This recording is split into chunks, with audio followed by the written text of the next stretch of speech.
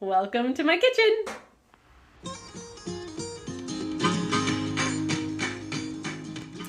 Today we're going to be making a completely homegrown, homemade dinner, and we're going to start out by using one of our homegrown chickens. So we processed this chicken back in May of this year. It's about 3 pounds, and we're going to just roast it in the oven. So we have our chicken all in our roasting pan. We're going to use salt. We did not grow the salt. We're going to use fresh garden thyme. This is lemon thyme, one of my favorite thymes. We're going to use homegrown oregano and homegrown basil. You got your own little cow.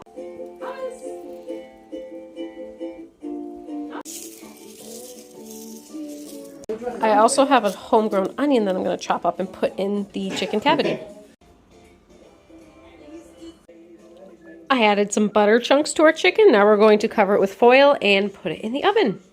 And I do know that breast side is down on this chicken. So I've heard that if you cook it breast side down, it turns out a little bit more juicy, and the breasts on this bird are not very big. So we're going to try cooking it breast side down to see if we can make it a little bit more juicy.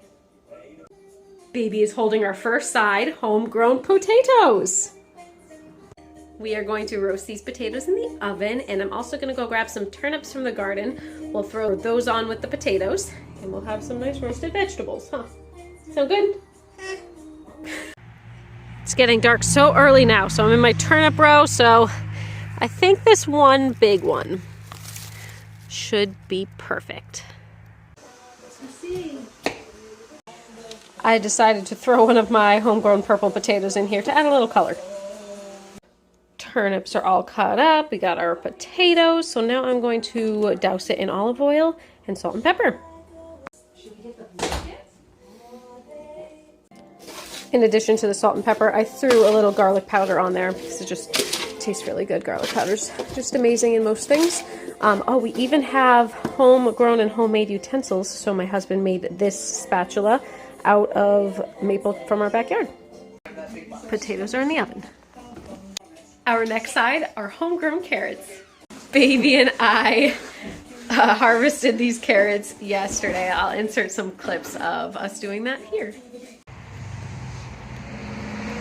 you have some carrots?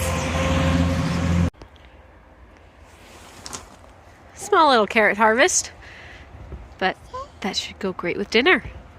Can you say carrot?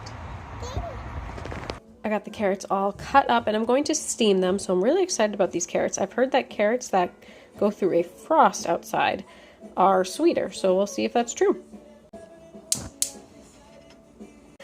Alright, we are most of the way cooking the chicken, so I'm going to remove the tin foil. Oh, it is looking good. Baby's in her hot corner. Smells delicious in here. Last but not least, our biscuits. I'm going to use my favorite biscuit recipe. So let's get started. Do you want the goodies? So we have flour, baking powder, salt, and sugar in this bowl. So I'm just going to mix it up, and then we're going to add some butter. I find that grating my butter instead of using a pastry cutter is so much easier.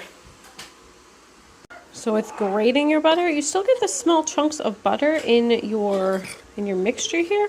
But you don't have to go through the trouble of using a pastry cutter. So once you have a dough formed, don't knock it over. So once you have a dough formed, you flatten it out into a rectangle. You can do this on the counter with a rolling pin too. I'm just being lazy and doing it in the bowl that I mixed it in. So you have the rectangle and then you fold it over. You squash that down into another rectangle. You turn it 90 degrees. Again, don't knock it over. And then fold it over again. I like to do this 7 times. This gets you your layered biscuit, and it is all nice and flaky and just delicious. I have this lovely biscuit cutter that I'm going to cut out my biscuits. So you want to flatten it until it's about, I don't know, maybe 1/2 inch, 3/4 inch-ish, about that. And then cut it out with your biscuit cutter. You could also use a cup, a cookie cutter, anything that you really want to cut out these biscuits. So with the leftover dough, I just ball it up again, and then I will flatten it out and just do the folds a couple of times, just to, you know, make the flakiness happen again. Biscuits are in the oven, and they are baking at 425 for about 13-14 minutes. The timer just went off for the chicken, so we're gonna check on that. Chicken was reading at about 135, so it still has a few more minutes left in the oven. I'm gonna stir these potatoes, and then we'll probably set a timer for another 20 minutes.